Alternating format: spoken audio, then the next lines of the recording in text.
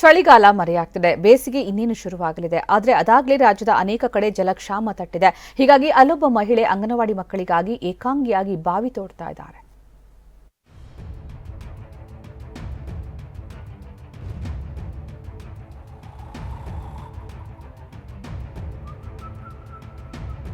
ಮಕ್ಕಳಿಗಾಗಿ ಬಾವಿ ತೋಡಲು ಮುಂದಾದ ದಿಟ್ಟ ಮಹಿಳೆ. 60 ಅಡಿ ಆಳದ ಬಾವಿ ತೆಗೆಯುತ್ತಿರುವ 55 ವರ್ಷದ ಮಹಿಳೆ. ಕೈಯಲ್ಲಿ ಗುದ್ದಲಿ ಹಾರೆ ಹಿಡಿದು ಏಕಾಂಗಿಯಾಗಿ ಬಾವಿ ತೋಡ್ತಿರುವ ಈಕೆ ಗೌರಿ ನಾಯ್ಕ್.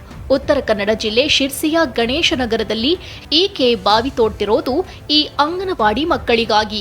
ಯಾಕಂದ್ರೆ ಬೇಸಿಗೆ ಬಂತಂದ್ರೆ ಇಲ್ಲಿ ನೀರಿನ ಕೊರತೆ ಎದುರಾಗುತ್ತೆ. ವಾರದಲ್ಲಿ 2 ದಿನ ಮಾತ್ರ ಪಂಚಾಯಿತಿಯವರು ನೀರು ಬಿಡ್ತಾರೆ. ಹೀಗಾಗಿ ಅಂಗನವಾಡಿಯಲ್ಲಿ ಅಡುಗೆಗೆ ಹಾಗೂ ಮಕ್ಕಳಿಗೆ ಕುಡಿಯಲು ನೀರಿನ ಸಮಸ್ಯೆ ಎದುರಾಗುತ್ತೆ. ಈ ವಿಚಾರ ತಿಳಿದ ಗೌರಿ ನಾಯ್ಕ್ ಅವರು ಅಂಗನವಾಡಿ ಆವರಣದಲ್ಲಿ ಏಕಾಂಗಿಯಾಗಿ ಬಾವಿ ತೋಡ್ತಿದ್ದಾರೆ. 55 ವರ್ಷದ ಗೌರಿಯವರು ಈ ಹಿಂದೆ ಏಕಾಂಗಿಯಾಗಿ 2 ಬಾವಿಗಳನ್ನ ತೋಡಿ ಯಶಸ್ವಿಯಾಗಿದ್ದಾರೆ. ಇದೀಗ ತಮ್ಮೂರಿನ ಮಕ್ಕಳ ನೀರಿನ ದಾಹ ನೀಗಿಸಲು ಮತ್ತೊಂದು ಬಾವಿ ತೋಡಲು ಮುಂದಾಗಿದ್ದಾರೆ.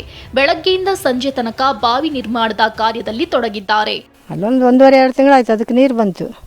ಆಮೇಲೆ ಕೊರೋನಾ ಟೈಮು ಆ ಕಡೆ ಈ ಕಡೆ ಯಾರ ಮನೆಗೆ ಹೋಗಬಾರ್ದು ಮಾತಾಡಬಾರ್ದು ಹೇಳ್ತಿದ್ರಲ್ಲ, ಮತ್ತೇನು ಮಾಡೋದು. ಮನೆ ಹತ್ರ ಸ್ವಲ್ಪ ದರೆ ಇತ್ತು, ಆ ದರೆ ಎಲ್ಲ ತೆಗ್ದು ಅಲ್ಲೂ ಒಂದು ಬಾವಿ ತಗೊಂಡೆ. ಮನೆ ಹತ್ರ ನೀರಿಗಾಯ್ತು, ಮನೆಗೆ ನೀರಿಗಾಯ್ತು ಹೇಳಿ ಅದಕ್ಕೂ ನೀರು ಬಂತು. ಅದು ಒಂದು 50 ಅಡಿಗೆ ನೀರು ಬಂತು.